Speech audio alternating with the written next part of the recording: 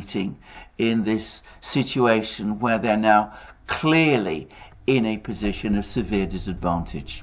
And here I'm going to just mention an article that has just appeared in the New York Times, and I'm also going to reference a discussion of that article by Larry Johnson, former CIA officer, who has an exceptionally fine blog in which he covers developments in Ukraine with a former intelligence officer's eye. He's former CIA, and of course he's provided some, in my opinion, some of the best commentary about the war.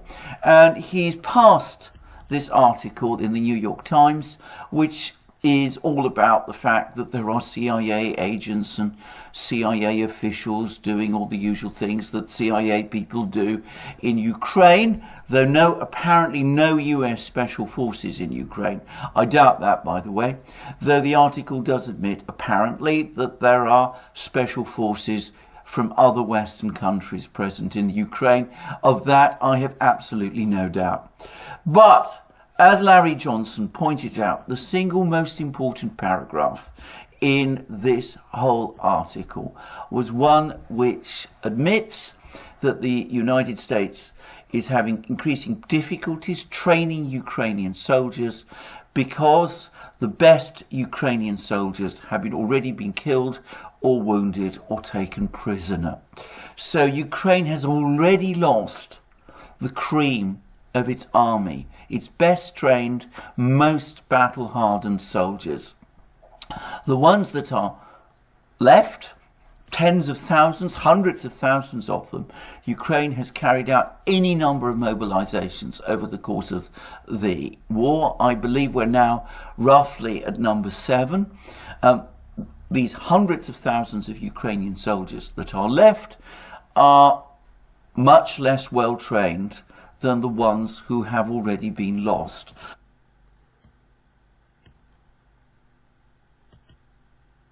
Understanding the New York Times article on the CIA in Ukraine. Facebook, Twitter, email, share.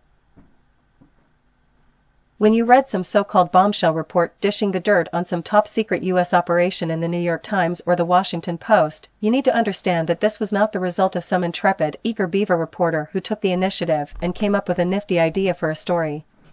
Such stories are based on official or sanctioned leaks and always have an ulterior motive. This is not so much about informing an ignorant public about reality, rather it is either propaganda or signaling a shift in U.S. policy. The New York Times published such a piece today under the title, "Commando Network Coordinates Flow of Weapons in Ukraine," officials say. Ooh. Commando networks. Sounds sexy and sinister. As Russian troops press ahead with a grinding campaign to seize eastern Ukraine, the nation's ability to resist the onslaught depends more than ever on help from the United States and its allies, including a stealthy network of commandos and spies rushing to provide weapons, intelligence and training, according to U.S. and European officials. Much of this work happens outside Ukraine, at bases in Germany, France and Britain, for example. But even as the Biden administration has declared it will not deploy American troops to Ukraine, some CIA personnel have continued to operate in the country secretly, mostly in the capital, Kiev, directing much of the vast amounts of intelligence the United States is sharing with Ukrainian forces, according to current and former officials. At the same time, a few dozen commandos from other NATO countries, including Britain, France, Canada and Lithuania, also have been working inside Ukraine. The United States withdrew its own 150 military instructors before the war began in February, but commandos from these allies either remained or have gone in and out of the country since then, training and advising Ukrainian troops and providing an on-the-ground conduit for weapons and other aid, 3 U.S. officials said. I want to ensure you understand the first key talking point. The CIA is still in Ukraine and working with both Ukrainian military and intelligence services, directing vast amounts of intelligence. This totally destroys any claim that the United States intelligence community does not know what is the true status and operational capability of the Ukrainian army. You see, if you are passing intel to the Ukrainians, you are also in a position to glean what they are capable of doing with such information. Let me give you an example. Let's say that the CIA Bubba in Kiev gets word that Russians are massing 5 battalion tactical groups northeast of Mariupol. Mr. CIA gives that intel, with precise geographic coordinates, to his Ukrainian counterpart. One would expect the Ukrainians to launch some sort of attack with fixed-wing aircraft or missiles or artillery or armored units on that Russian force. In the real case of Mariupol, Ukraine failed to stop the Russian offensive and the city was captured, along with 2,500 members of Ukraine's Azov battalion. At that point, Mr. CIA Bubba has to report back to headquarters in McLean, Virginia, why Ukraine failed to act on the intelligence. Was it because the intel was wrong? Was it because Ukraine ignored the intel? Or was it because Ukraine had no operational resources capable of acting on that intel?